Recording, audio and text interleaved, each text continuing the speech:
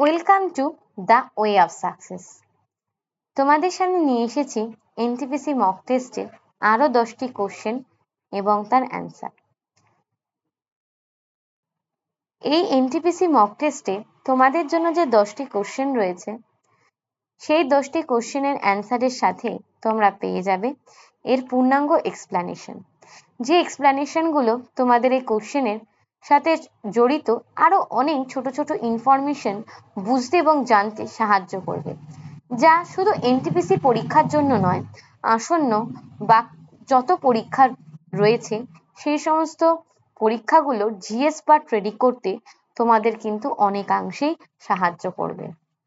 চলো তাহলে তোমাদের সাথে আজকে শুরু করে দেই আজকের সেশন। আজকের সেশনের প্রথম প্রশ্ন,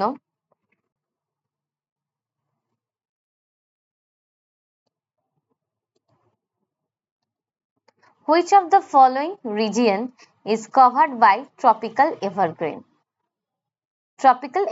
forest? আমাদের কাছে এই প্রশ্নের মাধ্যমে জানতে চাওয়া হয়েছে নিম্নলিখিত যে চারটে অপশন দেওয়া হয়েছে, যে চারটে অঞ্চলের কথা বলা হয়েছে, এর মধ্যে কোন রিজিয়নটাকে ট্রপিক্যাল এভারগ্রিন ফরেস্ট কভার করছে। Option A eastern Ghat, option B Vindhyachal, option C Aravalli, option D western Ghat. Right answer হচ্ছে option D. Tropical evergreen forest মূলত দেখা যায় ওয়েস্টার্ন ঘাট এবং নর্থ ইস্ট রিজিয়নে।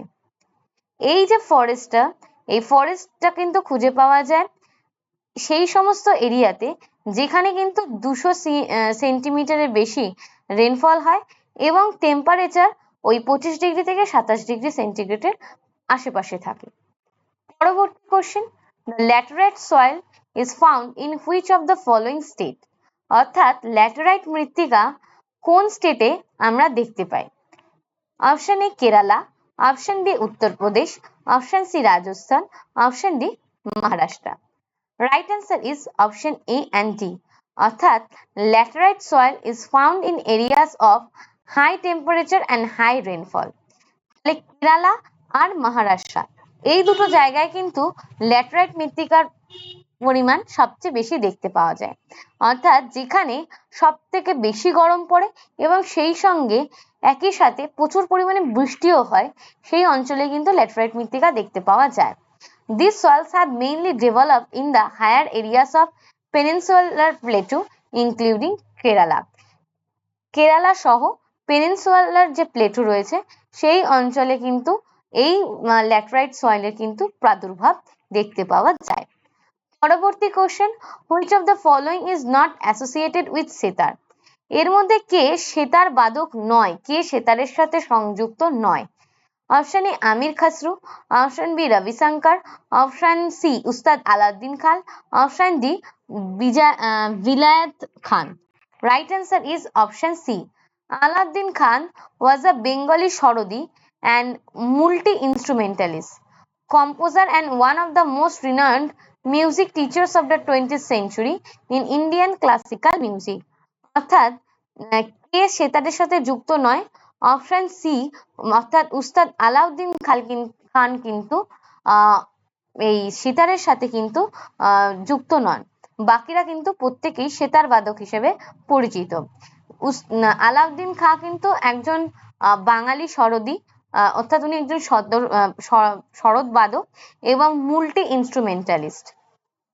এছাড়াও তিনি কিন্তু একজন ইন্ডিয়ান ক্লাসিক্যাল মিউজিক টিচার হিসেবে খুবই সুপরিচিত। পরবর্তী question, Hariprasad Chaurasia is associated in which of the following musical instrument? Hariprasad Chaurasia কোন ধরনের মিউজিক্যাল ইনস্ট্রুমেন্টের সাথে যুক্ত?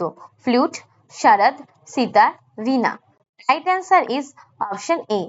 Pandit Hariprasad Chaurasia, born 1st July 1938, is an Indian classical flute.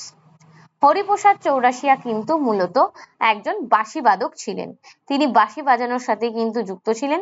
তিনি 1992-তে পদ্মভূষণ এবং 2000-এ কিন্তু পদ্মবিভূষণ পুরস্কারে পুরস্কৃত হন।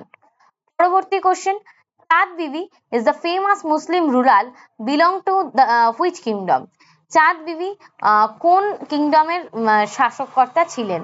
Option A Bijapur, option B Golconda, option C Ahmednagar, option D Berar. Right answer হচ্ছে অপশন সি। চাঁদ বিবি কিন্তু আহমেদনগর অর্থাৎ নিজাম শাহী সুলতানেটের সাথে সংযুক্ত ছিলেন। পরবর্তী question, prince Khurram was the name of the future emperor, অর্থাৎ প্রিন্স খুররাম কোন ভবিষ্যৎ সম্রাটের নাম ছিল? Shah Jahan, Jahangir, Babur, Akbar. Right answer is Khurram was the childhood name of Mughal emperor Shah Jahan, অর্থাৎ শাহজাহানের বাল্য নাম ছিল খুররম। শাহজাহান কিন্তু জাহাঙ্গীরের ছেলে ছিলেন। How many types of emergency provision in the constitution, অর্থাৎ আমাদের ভারতের সংবিধানে কত ধরনের এমার্জেন্সির কথা বলা হয়েছে? 1, 2, 3, 4। Right answer is option C.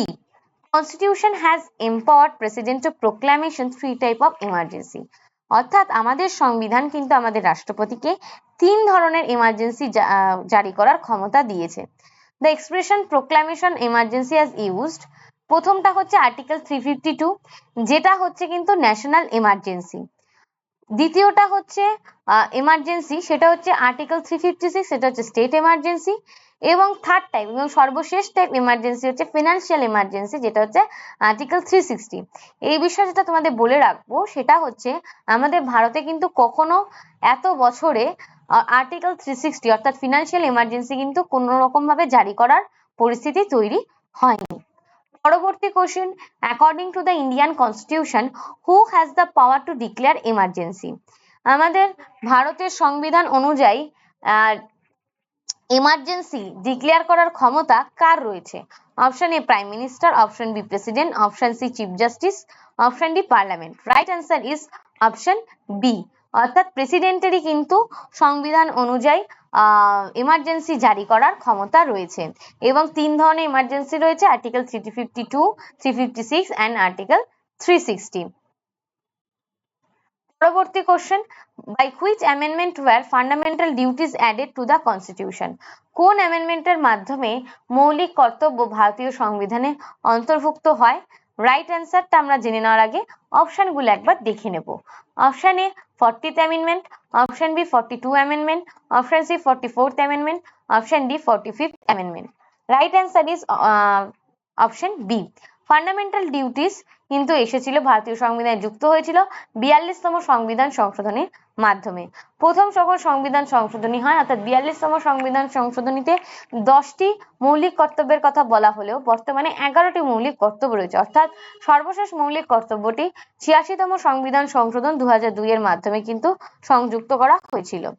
পরবর্তী question, which among of the following is open bank for small industries, অর্থাৎ ছোট স্মল ইন্ডাস্ট্রির জন্য ওপেন ব্যাংক অর্থাৎ মুক্ত ব্যাংক কোনটা?